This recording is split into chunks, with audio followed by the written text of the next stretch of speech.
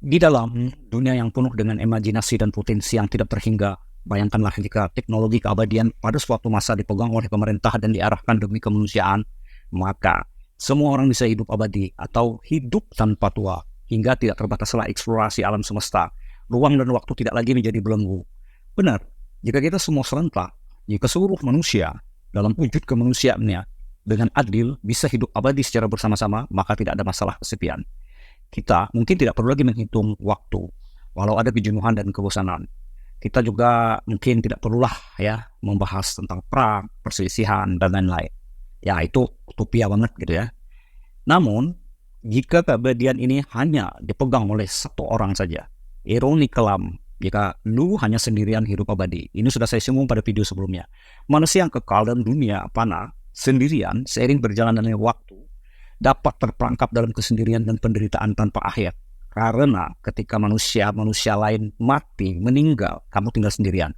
Ketika generasi baru lahir, mereka mempertanyakan keberadaan dirimu. Ya, hidup abadi versi dunia panah itu memang sangat mungkin. Sebab di dasar lautan terdapat makhluk misterius yang hidup selama miliaran tahun. Ini nyata. Tetap muda karena kemampuan luar biasa untuk meregenerasi diri mereka. Mereka adalah ubur-ubur laut yang mempesona. Semua ordo mereka, semua keluarga mereka, sampai kepada yang baru lahir akan hidup abadi. Namun, keabadian bagi makhluk hidup bukanlah jaminan untuk sebuah keabadian yang mutlak atau keabadian yang hakiki. Kematian masih mungkin. Mungkin oleh keputusan sendiri untuk mengakhiri hidup, tindakan dan hukuman pemerintah atau institusi yang berkuasa, atau tindakan tidak terduga bahkan dalam keabadian. Bencana alam atau bencana di antariksa bisa menghapus jejak genetika dan bahkan menghancurkan teknologi untuk mempertahankan hidup dan keabadian itu sendiri. Nah, dalam imajinasi ini, dimensi alam semesta yang berbeda muncul. Kita melepaskan ikatan waktu, menghapus batasan. Namun, ingatlah, dimensi ini mungkin tidak cocok untuk kehidupan kekal. Agama mengajarkan kekekalan dunia ini, menjelaskan bahwa walaupun kelak kita bisa mencapai umur ribuan tahun, tercapai berkat teknologi, kita tetaplah makhluk fana. Waktu adalah ilusi yang bisa beralih di perasaan kita. Satu detik itu rasanya bisa berubah menjadi setahun. Atau sebaliknya setahun bisa menjadi sedetik rasanya. Seekor kura-kura hidup panjang, ratusan tahun. Di matanya ia melihat dan merasakan waktu berlalu sangat cepat. Namun bagi serandai hidup singkat hanya 7 hari, untuk ukuran kita manusia, waktu di mata ras mereka itu berjalan sangat lambat. Artinya setiap makhluk hidup mengukur relativitas waktunya sendiri. Tidak peduli di mana kita berada. Di permukaan bumi, di bawah laut, di pusat galaksi, atau di ujung alam semesta. Hukum ruang waktu tetap sama. Kita tetap terjebak dalam dimensi alam kita. Dimensi yang sama ketika kita hanya bisa hidup menjadi tua, lalu meninggal beberapa puluh tahun kemudian.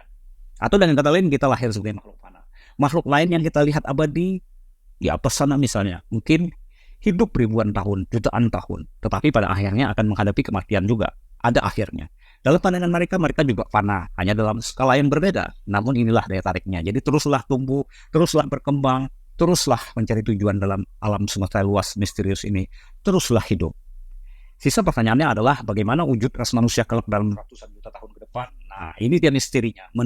Mendorong eksistensi kita saat ini yang membuat kita bertahan menuju ke satu tujuan, walaupun kita belum tahu apa-apa tentang jawabannya.